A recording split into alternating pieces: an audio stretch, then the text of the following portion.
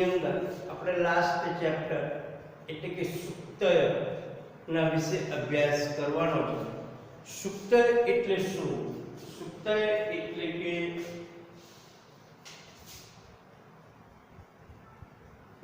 સુવચન, સારા વાક્યો.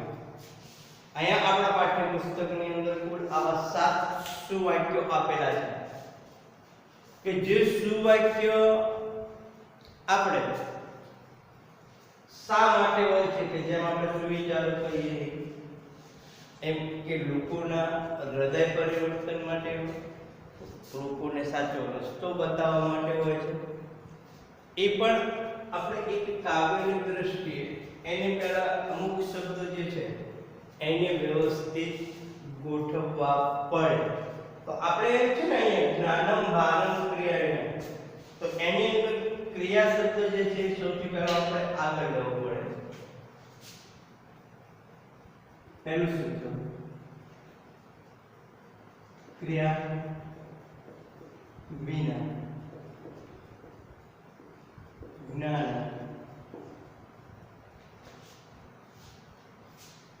બાર.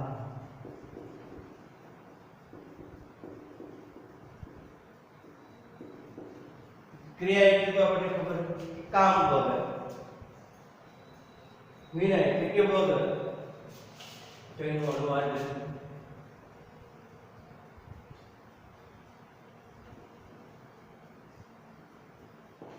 ક્રિયા એટલે કે કામ, વિના એટલે વગર, જ્ઞાન એટલે કે જાણકારી કે જ્ઞાન, બાર એટલે કે બોજારૂપ લાગે છે.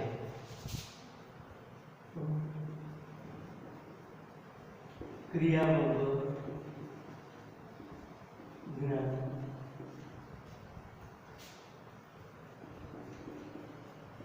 બોજારૂપ લાગે છે. જો અહીંયા આજે સુવચન શું સમજાવવા માંગે છે કે આની અંદર આપણે હંમેશા અર્થ વિસ્તારની દ્રષ્ટિએ લખવાનું હોય છે કે ક્રિયા વગર જ્ઞાન બોજારૂપ લાગે છે. આ સુવચન શું કહેવા માંગે છે કે જ્યારે આપણને કોઈ પણ વસ્તુની જાણકારી હોય, કોઈ પણ વસ્તુ વિશે આપણે જાણતા હોય,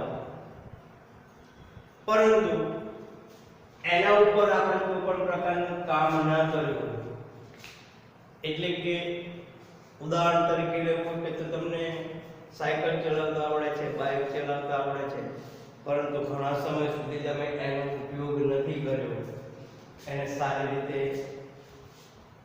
ચલાવ્યું નથી, ક્યાંય લઈ નથી ગયા, પછી અચાનક એક દિવસ ચલાવવાનું થાય તો તમને એ બાબતની જાણકારી બોજારૂપ લાગતી હોય કે મને આ બાબતનું જ્ઞાન છે પરંતુ હું એનો ઉપયોગ નથી કરી શકતો. ઉદાહરણ તરીકે આપણે લેવું હોય તો કે મહાભારતની અંદર સહદેવને ત્રિકાળ જ્ઞાન હતું, એટલે કે એ ભવિષ્યને જોઈ શકતા હતા,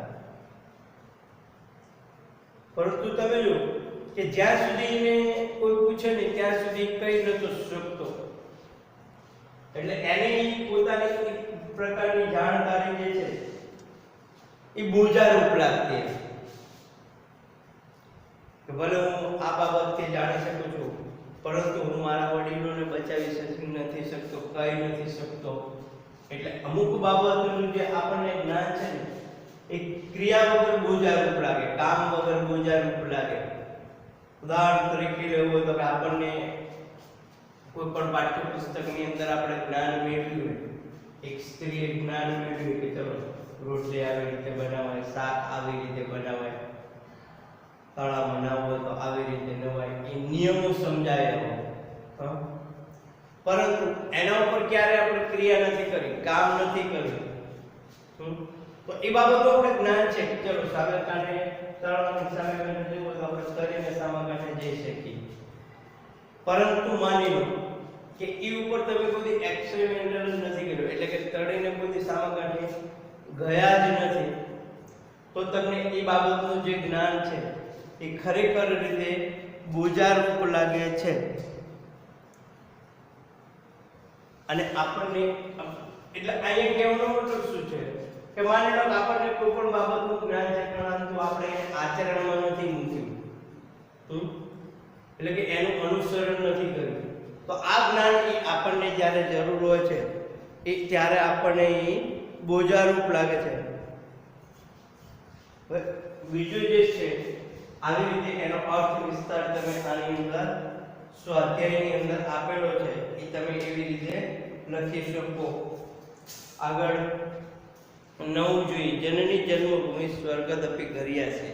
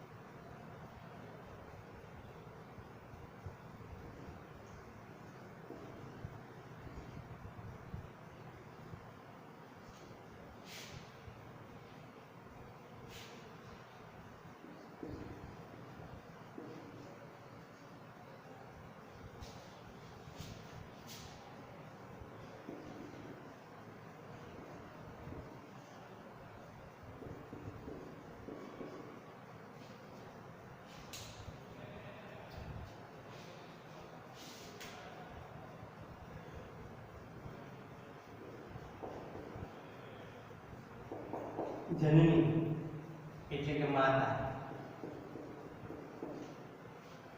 જન્મભૂમિ એટલે કે આપણે જ્યાં જન્મ લીધો છે જન્મભૂમિ. સ્વર્ગાદપી સ્વર્ગ થી અપી પણ ગર્યસી એટલે કે ચઢિયાતી છે. શું કે જનની જન્મભૂમિ સ્વર્ગાદપી ગર્યસી એટલે કે માતા અને માતૃભૂમિ. જન્મભૂમિ એટલે કે આપણે જે જન્મ લીધો છે એ સ્વર્ગાદપી એટલે કે સ્વર્ગથી પણ ગર્યસી એટલે કે ચડિયાતી છે.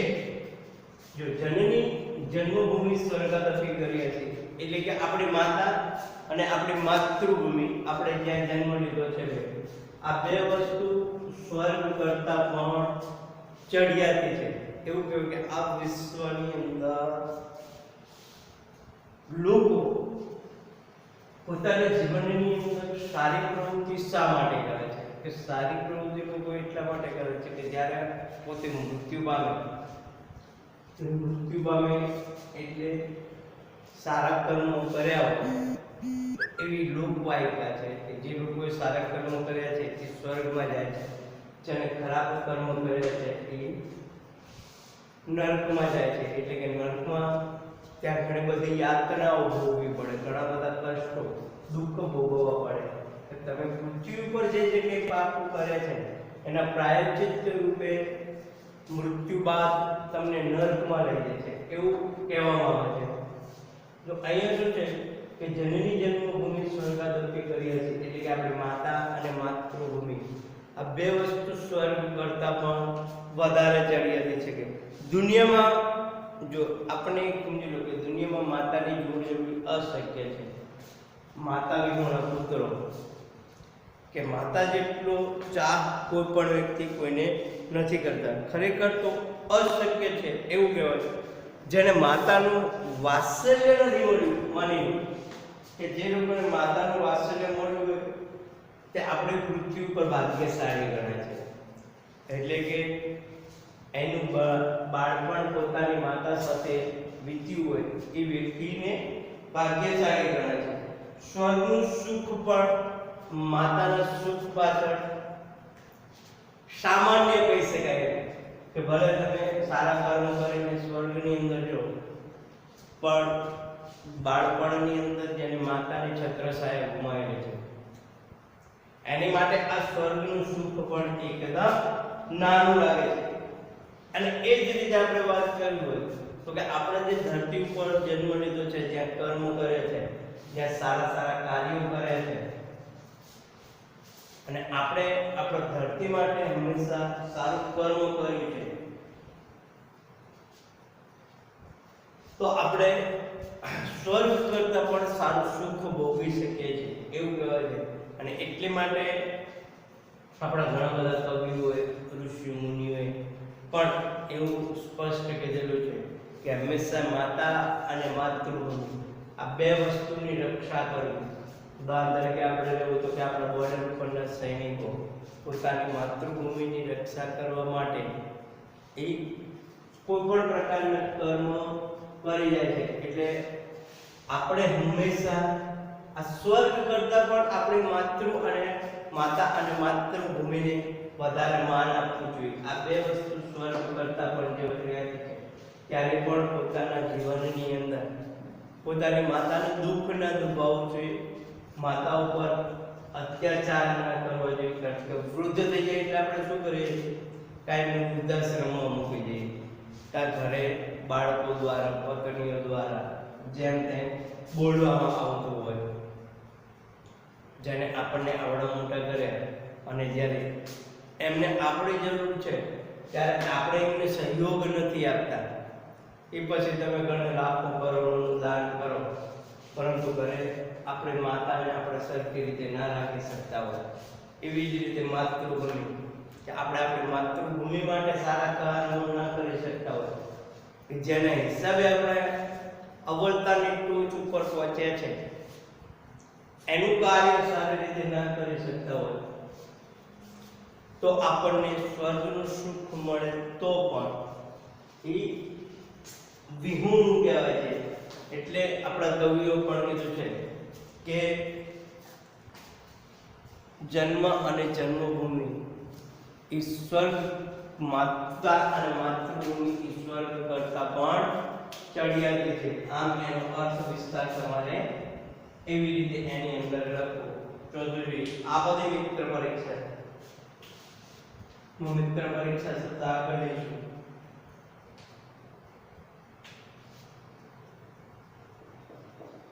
આ બધી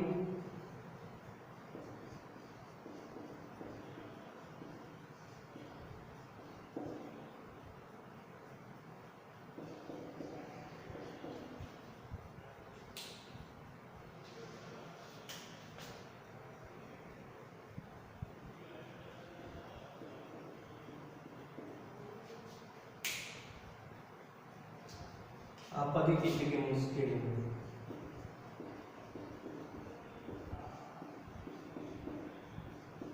મિત્રની પરીક્ષા થાય છે.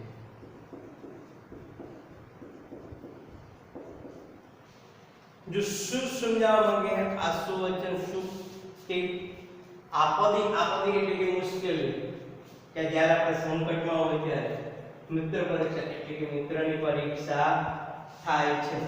આપદી મિત્ર પરીક્ષા એટલે કે આપણે જો હોય તો આપણે એક ગુજરાતીની અંદર કહેવત છે ને કે સુખના સો સાથી દુઃખમાં ન કોઈ. એટલે કે આપણે સુખ હોય ત્યારે આપણી પાસે મિત્રનું મોટું વર્તુળ હોય છે, પરંતુ માની લો કે જ્યારે કોઈ વ્યક્તિ મુશ્કેલીમાં છે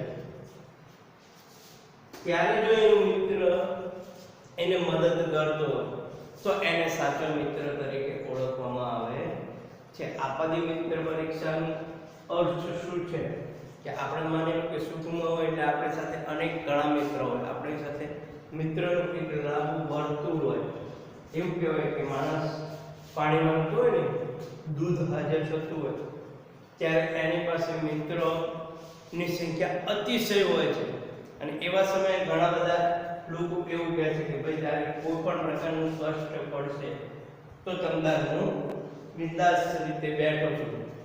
પરંતુ એ સમયે આપણને ઘણા બધા મદદ કરવા તૈયાર થાય, પણ માની લો કે જ્યારે તમે મુશ્કેલમાં છો, તમે બધી જ સુખ સારી કોઈ બેઠા, તમારી ધન દોલત બધી લૂંટાઈ ગઈ છે, તમે આજે એકલા મા બાપ વિહોણા થઈ ગયા છો, અને એ સમયે તમને જે તમારો નજીકનો મિત્ર મદદ કરવા આવે ને એ સાચો મિત્ર છે.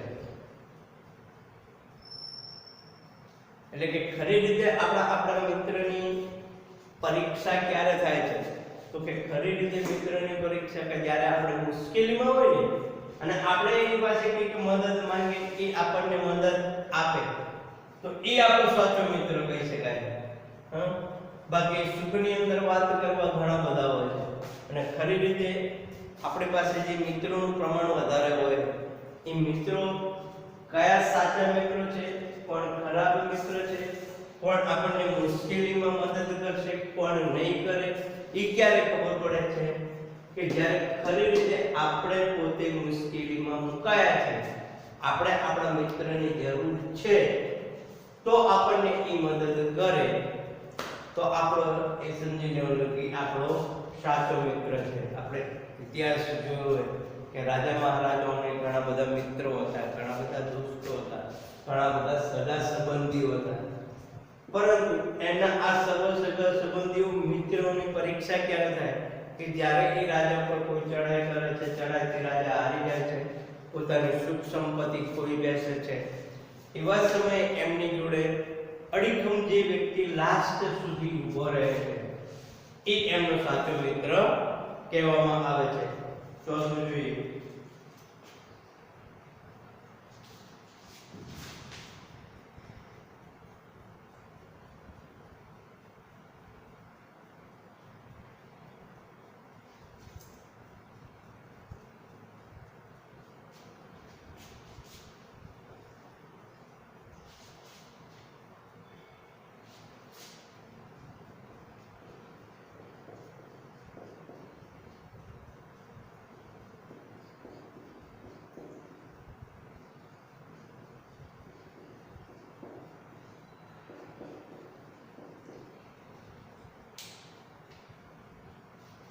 શ્રદ્ધાવાન.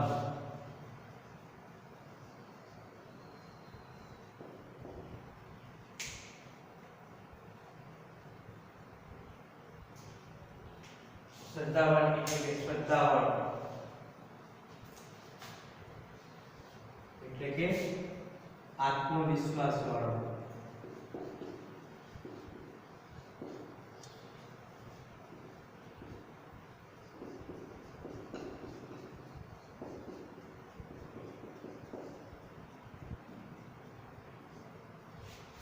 જ્ઞાન લભતે એટલે કે મેળવે છે. લભતે એટલે મેળવવું. શ્રદ્ધાવાન જ્ઞાનમ લભતે. શ્રદ્ધાવાન એટલે કે આત્મવિશ્વાસ વાળો. જ્ઞાન એટલે કે જ્ઞાન. લભતે એટલે કે મેળવે છે. શ્રદ્ધાવાન જ્ઞાનમ લભતે. આત્મવિશ્વાસ વાળો વ્યક્તિ જ્ઞાન મેળવે છે. એટલે કે આ સુભાષિત કે આ સુભાષિત શું સમજાવવાની કે આ સંસારની અંદર કયો વ્યક્તિ જ્ઞાન પ્રાપ્ત કરે છે, એટલે કે જ્ઞાન કોણ પ્રાપ્ત કરી શકે છે, બુદ્ધિશાળી વ્યક્તિ કોણ બને છે? કે જે વ્યક્તિને પોતાની ઉપર આત્મવિશ્વાસ છે. આત્મવિશ્વાસ વાળો માણસ એ હંમેશા કઠિન બાબતોની પણ જાણકારી મેળવી શકે છે. એનું આપણે ઉદાહરણ જોયું હોય તો કે આજે નવા વૈજ્ઞાનિકો કે આપણા નવી શોધો કરે છે, એ શોધ અઘરામાં અઘરી બાબતોની શોધ પણ સરળતાથી પ્રાપ્ત કરી શકે છે. કેમ? કે એમને વ્યક્તિઓને પોતાના ઉપર આત્મવિશ્વાસ વધારે હોય છે. આપણે અમુક ગણિતની અંદર કે અંગ્રેજીની અંદર કે વિજ્ઞાનની અંદર તૈયારી નથી કરી શકતા. એની પાછળનું કારણ આપણે પહેલાથી એવું વિચારીએ કે આ બાબત હું ના કરી શકું, આ મને ના આવડે. જ્યારે બુદ્ધિશાળી વ્યક્તિ છે એને પોતાના ઉપર આત્મવિશ્વાસ વધારે હોય છે કે કઠિનમાં કઠિન બાબત પણ આપો તો એ સરળતાથી એકદમ સારી રીતે તૈયાર કરી શકે છે. એટલે કે જ્ઞાન કે કોઈ પણ બાબતની જ્ઞાનની જાણકારી એ કયો વ્યક્તિ મેળવી શકે છે? તો કે કોઈ પણ બાબતના જ્ઞાનની જાણકારી જે શ્રદ્ધાવાન વ્યક્તિ છે, જે આત્મવિશ્વાસુ વ્યક્તિ છે, એ જ્ઞાન પ્રાપ્ત કરી શકે એટલું સમજી લેવું. આપણને આપણા ઉપર વિશ્વાસ હોય તો આપણે કોઈ પણ બાબતની જાણકારી મેળવી શકીએ કે જ્ઞાન મેળવી શકીએ છીએ. જ્ઞાન મેળવવા માટે જે તે વ્યક્તિને પોતાના ઉપર વિશ્વાસ હોવો જોઈએ. આપણને વિશ્વાસ છે તો આપણે જાણકારી મેળવી શકીએ. ઉદાહરણ તરીકે લેવું હોય તો અર્જુન શ્રેષ્ઠ બાણવાયુ બન્યો. એ પાછળનું કારણ શું હતું કે એને પોતાના ઉપર એટલો વિશ્વાસ હતો કે હું આ કાર્ય કરી શકીશ. કારણ કે એક એવું માની ચલો એને તો શીખવવામાં આવે છે. કર્ણને જ્ઞાન પ્રાપ્ત કરવું હતું. કર્ણ ખોટી રીતે પોતાના ગુરુ પાસે વિદ્યા શીખ્યો. આપણે એકલવ્યની વાત કરીએ તો કે એકલવ્યને કોઈ ગુરુએ બાણ વિદ્યા શીખવી નહોતી શીખવી. એને શું કર્યું? ગુરુની મૂર્તિ બનાવી અને ગુરુની મૂર્તિ બનાવી પછી પોતે એવું વિચાર્યું કે આ ગુરુ જે છે પોતે પોતાની સામે જ છે. ભલે ગુરુને તો શીખવતા ચડતું આવી રીતે બાણ તીર ઉપર ચડાય અને પછી માર, પરંતુ એને પોતાના ઉપર એટલો વિશ્વાસ હતો કે આ ગુરુની મૂર્તિ છે, એ મારી સામે ગુરુ જ છે, એ જે મને શીખવે છે. અને એટલા હિસાબે એ અર્જુન અને કર્ણ કરતા પણ શ્રેષ્ઠ બાણવાયુ બન્યો. એનું સ્પષ્ટ ઉદાહરણ આપણે લેવું હોય તો કે જ્યારે પાંડવો અને કૌરવો જંગલની અંદર ફરી રહ્યા હતા ત્યારે ગુરુ દ્રોણને એક કૂતરું ભસતું. તો અર્જુને કૂતરાને ભસતું બંધ કરવા માટે બાણ ઉપાડ્યું. એ પહેલા તો એક બાજુથી સટાસટ કરીને બાણ એ કૂતરાના મોંની અંદર એને કોઈ પણ પ્રકારની ઈજા ન થાય એ રીતે એનું મોં બંધ કર્યું. આ જોઈને દ્રોણને આશ્ચર્ય થયું, આવું બાણ કોણ છે? તો જે દિશામાંથી બાણ આવ્યું તો એ દિશામાંથી જે જોયું તો ત્યાં ગુરુ દ્રોણની મૂર્તિ હતી.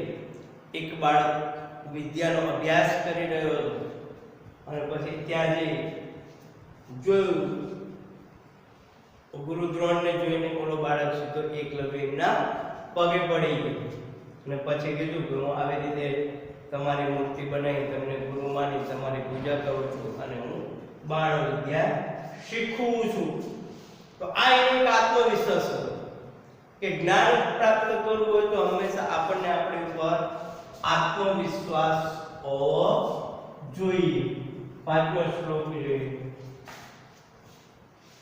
યસ્ય બુદ્ધિ તસ્ય બલમ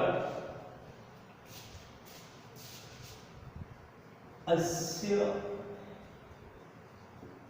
બુદ્ધિ તસ્ય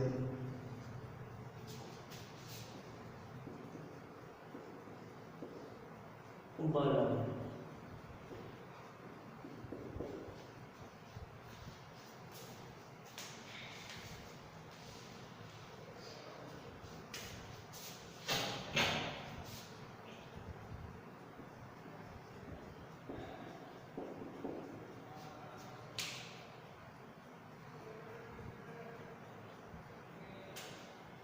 અસ્ય એટલે કે જ્ઞાન, બુદ્ધિ તસ્ય ત્યાં બળ.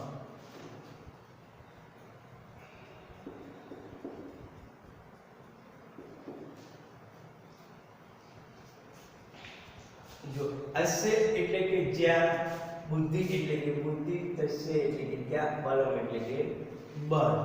અસ્ય બુદ્ધિ તસ્ય બળમ એટલે આ સુભાષ શું સમજાવવા માંગે છે કે જે તે વ્યક્તિ જે છે એને બળ કેવી રીતે પ્રાપ્ત થાય છે. એટલે કે જ્યાં એવું માની લો કે જે તે વ્યક્તિને પોતાની અંદર બુદ્ધિ હોય ને, એવું નથી કે તાકાતવર વ્યક્તિ જે છે એ જ બધાનો સામનો કરી શકે. ક્યાંક અતિશય તાકાતવર વ્યક્તિઓ વધારે પડતા હોય અને ત્યાં એક બુદ્ધિશાળી વ્યક્તિ એકલો હોય તો એ પણ પોતાના મનની અંદર સારી એવી યુક્તિઓ કરી, સારી એવી યુક્તિઓ વિચારી અને દુશ્મનનો સામનો કરી શકે છે. એટલે કે બળ, દુશ્મનનો સામનો કરવા માટે બળ એકલું જરૂરી નથી. બળની સાથે બુદ્ધિ પણ હોવી જોઈએ. ક્યાંક તમારામાં બળ ના હોય અને બુદ્ધિ હોય તો પણ સારી રીતે સામનો કરી શકો છો. ઉદાહરણ તો આપણે લેવું તો આપણી માટે શ્રેષ્ઠ છે મહાભારત, જેમાં પાંડવ અને કૌરવ, કે કૌરવ પક્ષે 100 સેના, ઉપરાંત નારાયણી સેના, ઉપરાંત ગુરુ દ્રોણ, અશ્વત્થામા, ભીષ્મ પિતા, આવા જેવા શ્રેષ્ઠ ધનુર્ધારીઓ, શ્રેષ્ઠ વ્યક્તિઓ હતા. તેમ છતાં પણ કુરુક્ષેત્રના એક યુદ્ધની અંદર 5 પાંડવોએ એમને હરાવી દીધા. એની પાછળનું કારણ શું હતું કે આ 5 પાંડવોની અંદર એમના પક્ષે શ્રી કૃષ્ણ હતા, બુદ્ધિશાળી વ્યક્તિઓ, કે કોઈ પણ કાર્યને એ બુદ્ધિથી ઉપયોગ કરીને નહીં. એટલે એવું હતું કે જ્યાં બુદ્ધિ છે ત્યાં જ બળ છે. એટલે કે કોઈ પણ વ્યક્તિને હરાવવા માટે આપણી અંદર એટલી બુદ્ધિ હોવી જોઈએ કે કોઈ પણ કાર્યને પાર પાડવા માટે આપણામાં યથાર્થ બુદ્ધિ હોવી જોઈએ. તો આપણે કોઈ પણ પ્રકારનું કાર્ય સરળતાથી પાર પાડી શકીએ. એટલે કે જ્યાં બુદ્ધિ હોય ને ત્યાં બળ હોય. બુદ્ધિ તમારામાં હોય તો સામે ગમે એટલો દુશ્મન તાકાતવર હોય તો આપણે સારી રીતે એને બુદ્ધિથી માત આપી શકીએ છીએ. જોઈએ આગળ કરતું.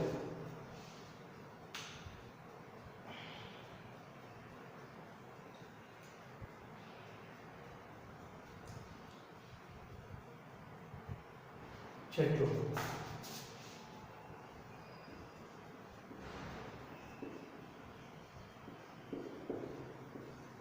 કલાયુગે સંઘે શક્તિ.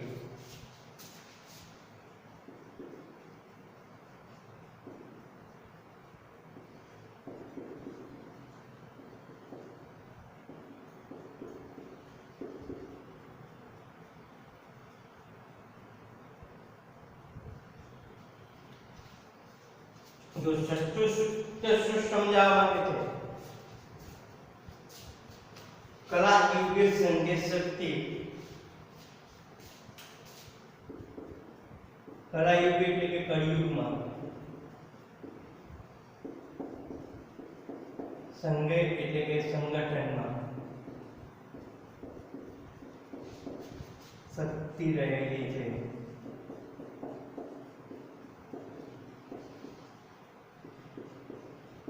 શું કળાયુગ એટલે કે કળિયુગ? કળિયુગ એટલે આપણને ખબર છે કળિયુગ કોને કહેવાય કે આ સંસારની અંદર જ્યારે એક પુત્ર, એક માતા, એક સગા ભાઈ બહેનો એકાબીજાનું અહિત કરવા નિકુળ દૃષ્ટિ મનની અંદર હોય એટલે એક કળિયુગ કહેવાય. એવું કહેવાય કે આજનો જમાનો આપણને ખબર કે કોઈ પણ વ્યક્તિ નાની નાની બાબતોને લગતા ઝઘડા બેસે, ક્યારેક એકાબીજાનું મર્ડર કરી નાખે, ક્યારેક નાની અમથી જમીન માટે લડે છે. તો કે આજના આ કળિયુગની અંદર સંગઠનમાં શક્તિ રહેલી છે. સંગઠન એટલે કે કોઈ પણ એક સમાજ, કોઈ પણ એક જૂથ, કોઈ પણ 2 મિત્રો કે 3 મિત્રો એક સાથે રહીને રહેવું એને સંગઠન કહેવાય. થોડું જોઈએ કે દોરડાના નાના નાના કટકા હોય તો કઈ કોઈ પણ વસ્તુ બંધાઈ શકે ખરી? ના, નથી બંધાતી. પરંતુ એ દોરડાને એક સાથે ગાંઠ મારીને એકબીજાને જોડી દેવામાં આવે એ પછી કોઈ પણ પ્રકારની ગમે તેવી વસ્તુને આપણે ભેગી કરીને બાંધવી હોય તો બાંધી શકાય. એક દોરડાનો ટુકડો જે છે એ કોઈ પણ વસ્તુને બાંધી શકતો નથી. પરંતુ જ્યારે એને સંગઠનમાં લેવામાં આવે એટલે કે આવા ઘણા બધા દોરડાઓને ભેગા કરવામાં આવે તો એ કોઈ પણ વસ્તુને બાંધી શકે. એટલે કે આજના આ કળિયુગની અંદર આજની પરિસ્થિતિનો આપણે જો સામનો કરવો હોય, કોઈ પણ તાકાતવર દુશ્મનનો સામનો કરવો હોય તો એની માટે શું જરૂરી છે? સંગઠન. કોઈ પણ મિત્ર કે કોઈ પણ સંબંધી હોય, કોઈ પણ સમાજના લોકો હોય, ક્યારેક પણ વિરોધાભાસની અંદર જિંદગી જીવીએ એટલે કે સામાન્ય બાબતોને લગતા ઝઘડાઓ કરતા હોઈએ, એકાબીજા સાથે ના હોય તો કમજોર વ્યક્તિ પણ આપણો સામનો કરી જાય. એટલું સમજી લેવાનું કે જ્યારે આપણે સંગઠનની અંદર નથી તો કમજોર વ્યક્તિ પણ આપણો સામનો કરી જાય છે. તો એ માટે એમ કીધું કે આ કળિયુગની અંદર આપણે વિકટમાં વિકટ પરિસ્થિતિનો પણ જો સામનો કરવો હોય ને તો એની માટે સંગઠન એ ખાસ જરૂરી છે. સંગઠનથી જ આપણે સામનો કરી શકીએ. એનું ઉદાહરણ લેવું હોય તો જે કીડી છે, કીડીઓનું ઝુંડ રસ્તાની અંદર જતું હોય તો તમે જોજો કે લાઈન બંધ, શિસ્તબદ્ધ જતું હોય. ક્યારેક આપણે પણ એના ઉપરથી પસાર થવું હોય તો વિચાર કરવો પડે કે આ કીડીનું જૂથ એક સાથે જાય છે. એ સંગઠન કે એ સામાન્ય વસ્તુને પણ ઉપાડીને એવી મુશ્કેલ પરિસ્થિતિ આવે ને, ધારો કે ચોમાસા જેવું સમય આવે ત્યારે એ શું કરે છે કે આવી વસ્તુને એક સાથે ભળી દે, એટલે કે એક જૂથ બનાવી લે છે અને એ રસ્તો પાડે. એટલે કે આ કળિયુગની અંદર ખરેખર તાકાત શેની અંદર રહેલી છે તો કે સંગઠનની અંદર એની તાકાત રહેલી છે. એટલે કે કળિયુગની અંદર કોઈ પણ પરિસ્થિતિનો સામનો કરવો હોય તો વ્યક્તિએ સંગઠનમાં રહેવું જોઈએ. લાસ્ટ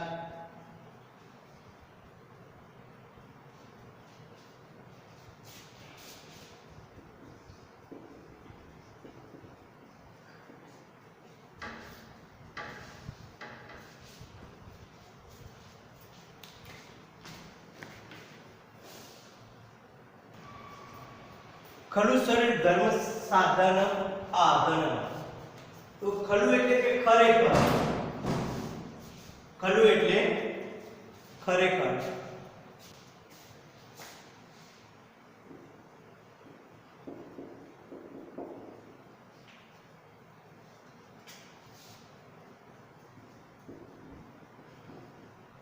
શરીર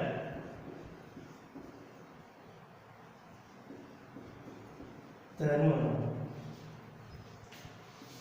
આધર્મ એટલે કે પ્રથમ સાધન છે. ખરું શરીર ધર્મ સાધન એટલે કે ખરેખર શરીર ધર્મનું પહેલું સાધન છે. એટલે કે સાચી રીતે વિચાર કરવો જોઈએ તો કે આપણા શરીરનું પહેલું સાધન ધર્મ, કે આપણે માની લો કે ધર્મનું પાલન કરવું છે, ધર્મના પાલન માટેનું પહેલું સાધન કયું છે તો કે શરીર. તો કે શરીરથી તમે તંદુરસ્ત હશો તો કોઈ પણ પ્રકારની ક્રિયા તમે આસાનથી કરી શકશો. એટલે હંમેશા કોઈ પણ કાર્ય કરવા માટે, કાં દેશ સેવા કરવી હોય, ધર્મને લગતી સેવા કરવી હોય, સમાજને લગતી સેવા કરવી હોય તો આપણું શરીરનું ખાસ ધ્યાન રાખવું પડે. જો શરીર વ્યવસ્થિત આપણું હશે તો આપણે સરળતાથી કોઈ પણ પ્રકારની મુસીબતનું સામનો કરી શકીશું. એટલે ધર્મનું પાલન કરવા માટેનો કે કોઈ પણ વસ્તુનું પાલન કરવા માટેનો એની માટે શરીર ખાસ જરૂરી છે. શરીર તંદુરસ્ત હશે, આપણે હૃષ્ટ હશું તો કોઈ પણ વ્યક્તિને આપણે મદદ કરી શકીશું. તો એની માટે એવું કે જે તે વ્યક્તિએ પોતાનું શરીર સાચવીને કાર્ય કરવું. એવું લાગે કે શરીરની કમજોરી આવી જાય તો ટાઈમસર આરામ કરી લેવો, ક્યાંક બીમાર હોય તો ટાઈમસર એની દવા લઈ લેવી. જો તમે મજબૂત શરીરથી મજબૂત હશો તો જ તમે બીજાને મદદ કરી શકશો. આપણા ઘણા બધા મહાપુરુષો એવા હતા કે જેમને પોતાના શરીરનું ભાન રાખ્યા વગર લોકોને મદદ કરી અને એના હિસાબે શું થયું કે એમને એમના પહેલા પોતાની જિંદગી ટૂંકાવવી પડી, મૃત્યુ થઈ ગયું. એટલે એવું કે ખરેખર આપણે શરીરનું સારી રીતે ધ્યાન રાખવું જોઈએ. જો આપણું શરીર વ્યવસ્થિત હશે તો જ આપણે બીજા લોકોને મદદ કરી શકીશું.